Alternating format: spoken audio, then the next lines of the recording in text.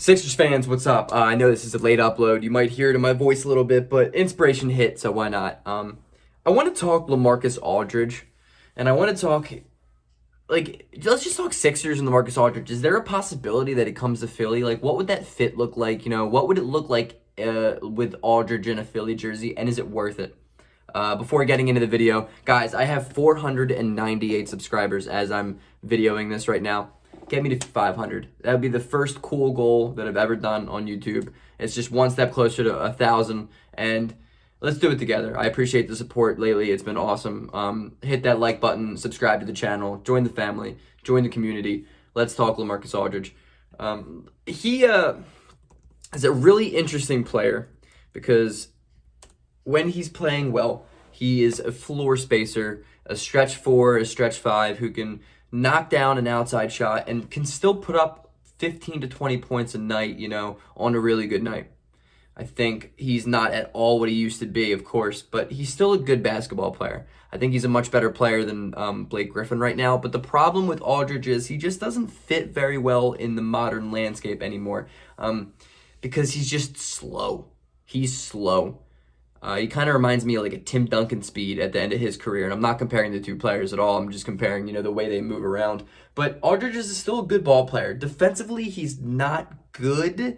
But as far as I know, I don't really know as much this year on Aldridge's defensive stats. But he isn't terrible, right? Right now, this year, he's averaging just over 13 points a game. He's hitting 84% of his free throws, which is always nice. But he hits 36% from 3, and that's pretty big. That's a really good stretch 4 ability. 36% is probably right under the league average. The league average is usually around 37%. But he's still a good player. He's had a huge drop off from last year to this year in almost every statistical category. And defensively, he's averaging, just the second year of his career, averaging less than a block, which is actually pretty crazy to think about. But let's talk Aldridge. Let's talk what it would take. Let's talk, is it even worth it? Aldridge is making around $19 million, and I don't think a buyout right now, at least, is looming. I think San Antonio wants to find a suitor for him to trade him to, rather than just buy him out and go the Blake Griffin route, because I think there is probable. I think teams would like LaMarcus Aldridge. Miami Heat have been in talks about getting him, and I can see that. And they match the money, and not a lot of teams really can, especially contenders. But the Sixers can.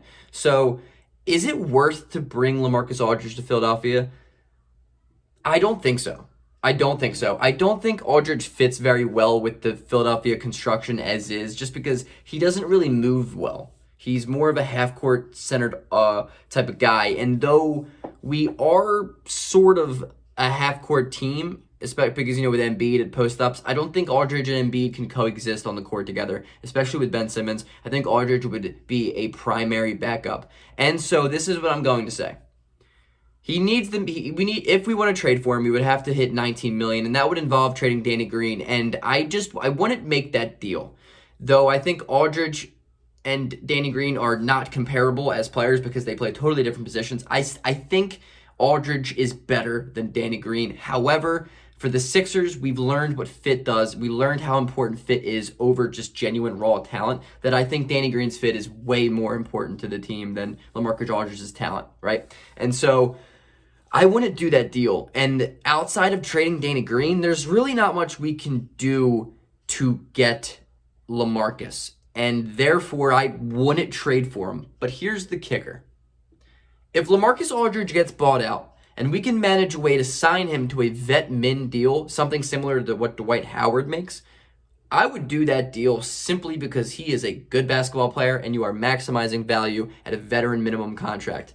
The worst case scenario is he doesn't play, and you don't bring him back next year. Best case scenario is he brings you really good scoring off the bench. And I think to bolster a second unit, if LaMarcus Aldridge gets bought out, I would absolutely sign him to a veteran minimum contract because I think it could bolster our bench. I think it could give us kind of a bench Joel Embiid, though they're not the same player and their games are different. I am aware of that.